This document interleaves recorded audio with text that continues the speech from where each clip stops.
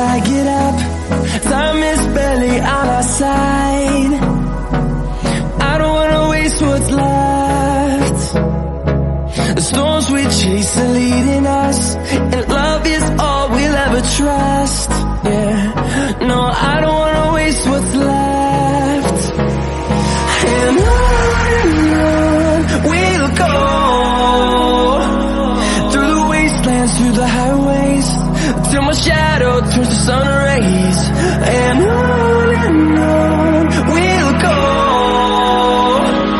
through the wastelands, through the highways, and on we'll go. दोस्तों नमस्कार। आज हम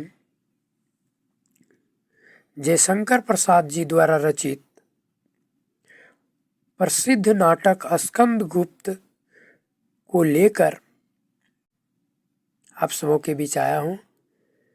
इसमें प्रथम अंक, द्वितीय अंक पर चर्चा की थी। तृतीय अंक के भी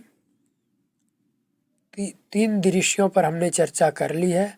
आज हम चतुर्थ दृश्य को लेकर आप सबों के सामने आया हूँ। तो स्कंदगुप्त नाटक के तृतीय अंक के चतुर्थ दृश्य पर हम बात करेंगे। वीडियो अच्छी लगने पर हमारे चैनल को लाइक, शेयर एंड सब्सक्राइब करें और बेल आइकन को दबाना ना भूलें। चतुर्थ दृश्य। अवंती उपवन में जयमाला और देवसेना। जयमाला। तू उदास है कि प्रसन्न, कुछ समझ में नहीं आता। जब तू गाती है तब मेरे भीतर की रागिनी रोती है, और जब हंसती है तब जैसे विषाद की प्रस्तावना होती है। पहली सखी। सम्राट युद्धयात्रा में गए हैं। और दूसरी सखी। तो क्या? देवसेना। तुम सब भी भाभी के साथ मिल गई हो। क्यों भाभी, गाऊं गीत? जयमाला। मेरी प्यारी, तू गाती है?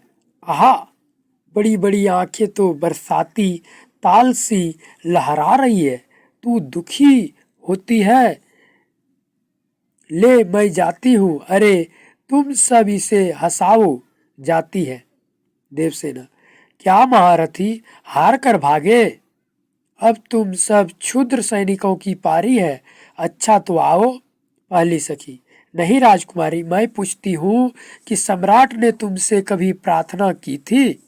दूसरी सखी। हाँ, तभी तो प्रेम का सुख है। तीसरी सखी। तो क्या मेरी राजकुमारी स्वयं प्रार्थनीय होगी? उहु। देवसेना। प्रार्थना किसने की है, यह रहस्य की बात है। क्यों कहूँ?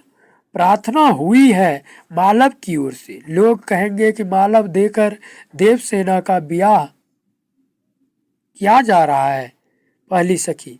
नो कहो, तब फिर क्या हरी हरी कोपलों की टट्टी में फूल खिल रहा है, और क्या?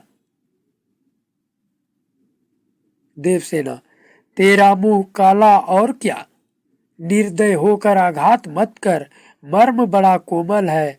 कोई दूसरी हंसी तुझे नहीं आती? मुंह फेर लेती है। दूसरी सखी। लक्ष्य भेद ठीक हुआ सा देखती हूँ। देवसेना। क्यों, घाव पर नमक छिड़कती है?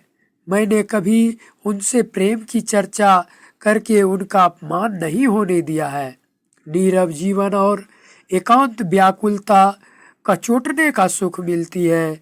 जब हृदय में रुदन का स्वर उठता है तभी संगीत की बीना मिला लेती हूँ। उसी में सब छिप जाता है। देवसेना की आंखों से आंसू बहता है। तीसरी सखी। हाय हाय, क्या तुम रोती हो? मेरा अपराध क्षमा करो। देवसेना सिसकती हुई। नहीं प्यारी सखी, आज ही मैं प्रेम के नाम पर जी खोल कर रोती हूँ, बस फिर नहीं। यह एक क्षण का रुदन अनंत स्वर्ग का सृजन करेगा। दूसरी सखी। तुम्हें इतना दुख है, मैं यह कल्पना भी न कर सकी थी। देवसेना संभल कर। यही तू भूलती है, मुझे तो इसी में सुख मिलता है। मेरा हृदय मुझसे अनुरोध करता है, मचलता है, रूठता है, मैं उसे मनाती हूँ।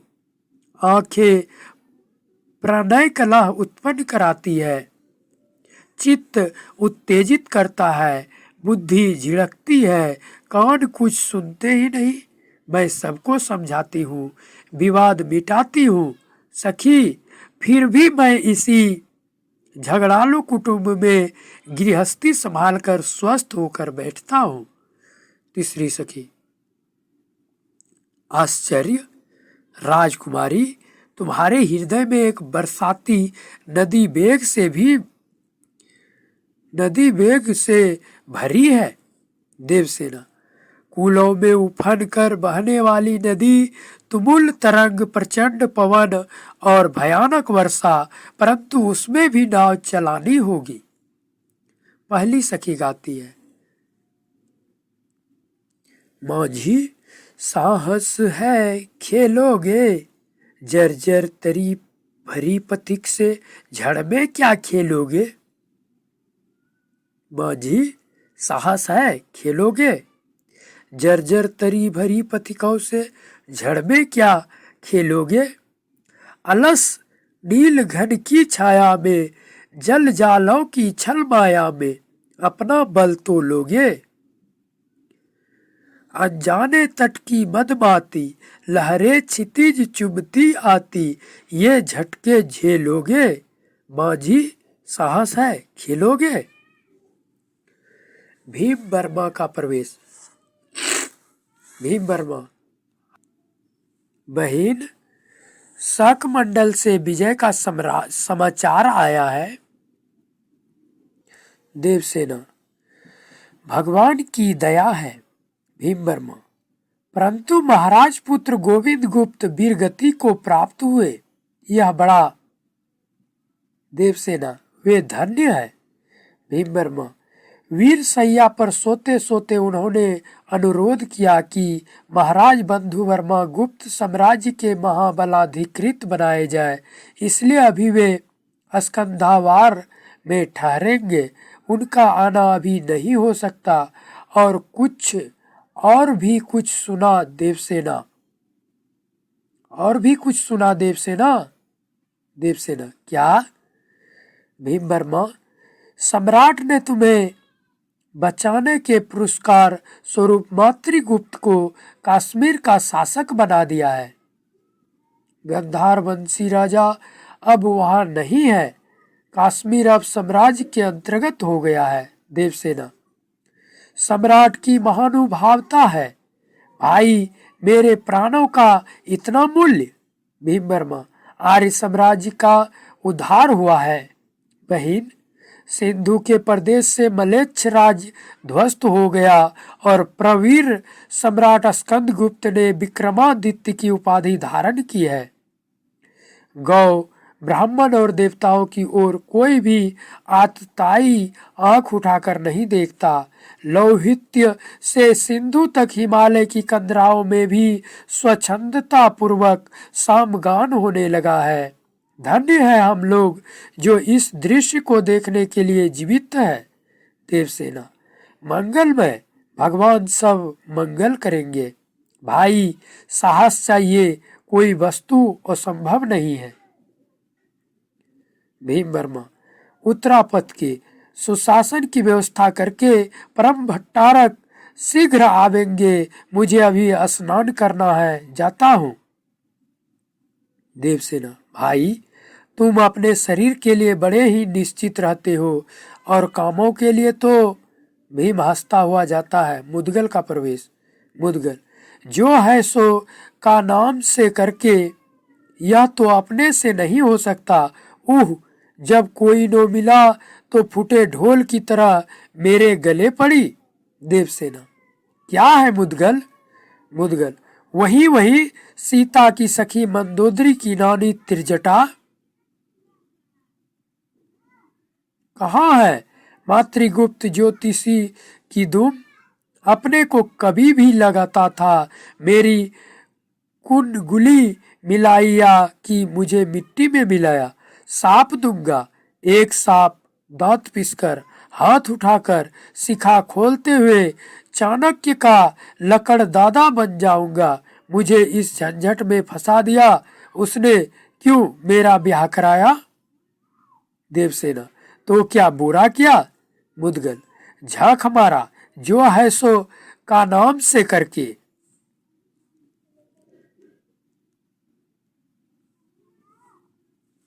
देवसेना, अरे ब्याह तो तुम्हारा होता। मुद्गल, नो होता तो क्या इससे भी बुरा रहता? बाबा अब तो। देवसेना, अरे ब्याह भी तुम्हारा होता। मुद्गल, नो होता तो क्या इससे भी बुरा रहता? बाबा अब तो मैं इस पर भी प्रस्तुत हूँ कि कोई इसको फेर ले, परंतु यह हत्या कौन अपने पल्ले बांधेगा? सब हंसती है। देवसेना, आज कौन सी तिथि है? एकादशी तो नहीं है?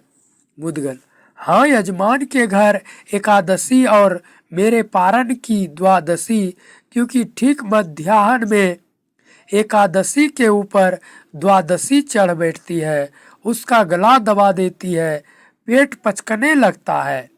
देवसेना, अच्छा आज तुम्हारा निमंत्रण है तुम्हारी स्त्री के साथ?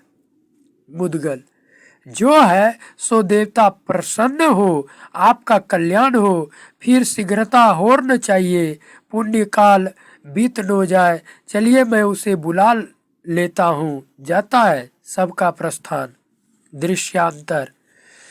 तृतीय अंक का चतुर्थ दृश्य यही समाप्त होता है। बहुत जल्द ही हम तृतीय अंक के पंचम दृश्य को लेकर आप सबों के सामने प्रस्तुत होंगे। तब तक के लिए नमस्कार। हंसते रहिए, स्वस्थ रहिए, पढ़ते रहिए। जय हिंद, जय भारत।